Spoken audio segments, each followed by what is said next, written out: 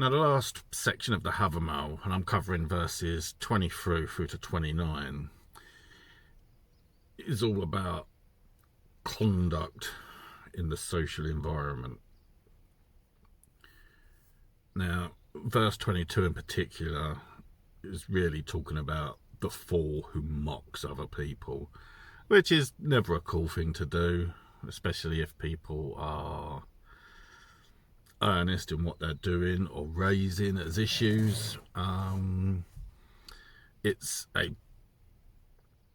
You will be viewed poorly if your response to people's concerns is just to mock them. I mean, it's that sort of awkward, uncomfortable laughter that someone might bring to a gathering because maybe they don't know how to handle things, or it's proving their inability to comprehend what is being discussed in the social environment. Now, moving to verse 23, the main thing about that is, I mean, we're all inclined to worry or dwell on problems that are affecting us and want to find solutions to them. And I'm all for the need sometimes to step away from a problem and to think about it. But in particular in this verse, it's that sort of, you shouldn't lose sleep over it, because all that's going to happen is you're going to get up in the morning, not have had a poor night's sleep, you're tired, you're probably irritable, grumpy, or whatever, and you are no closer to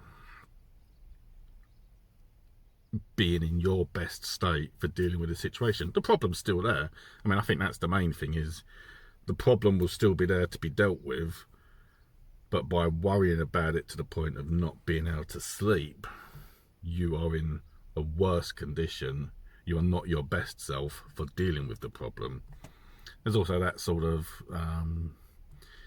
the problem's still going to be there, and all you need to do is to apply yourself, and you will be able to deal with it, especially if you follow the wise words of Odin.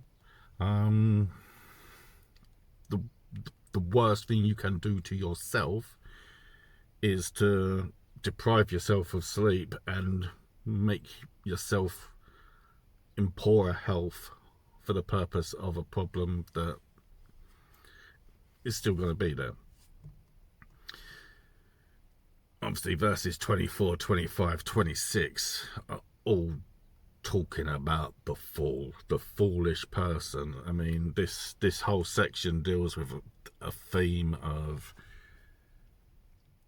how not to conduct yourself in a social situation, laughing or being unable to answer questions, and that sort of, well, I mean, it's really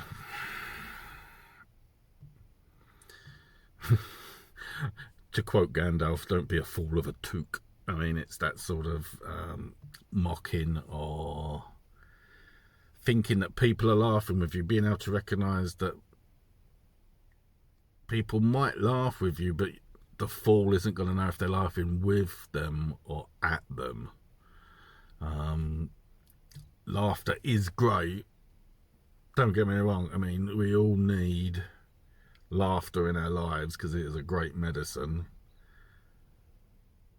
But be aware that sometimes people might be laughing at you.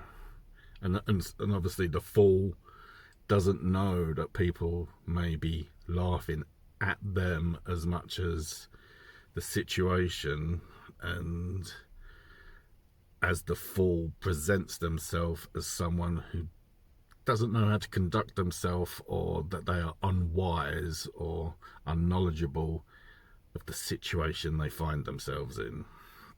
And obviously this is countered by the fact that the wise person will prove themselves in the discourse through providing the answers that they know and understand, and being able to explain them There's a robin.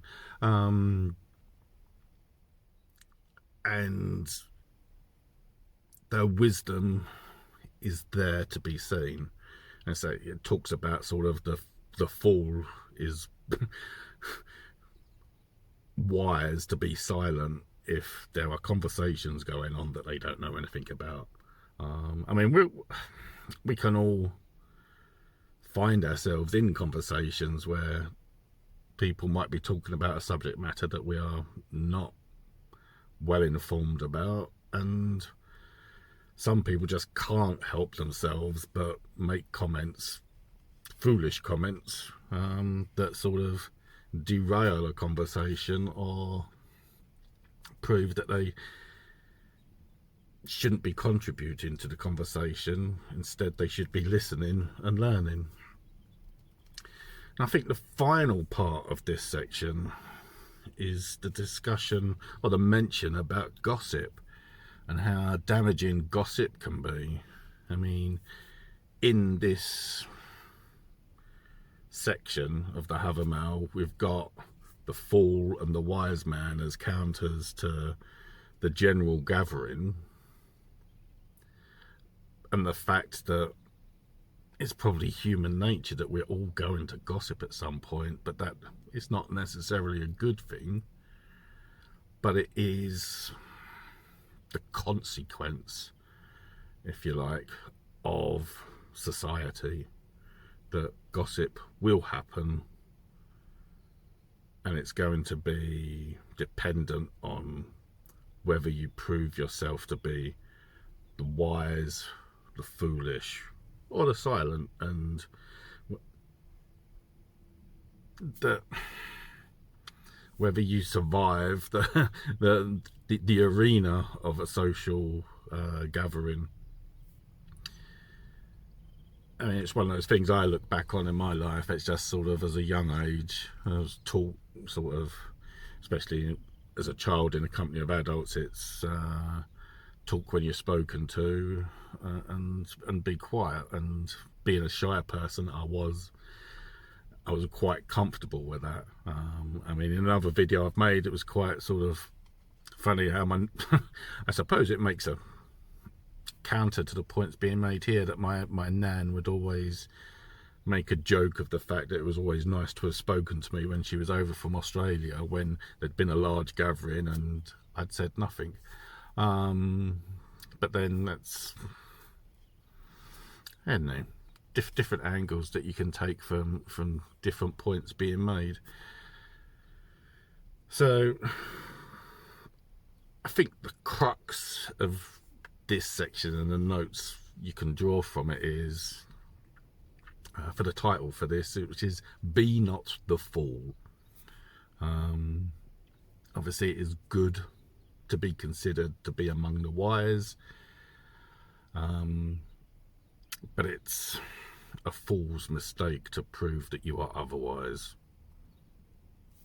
And that's my notes thus far. You could agree or disagree, or maybe have different things to add to it.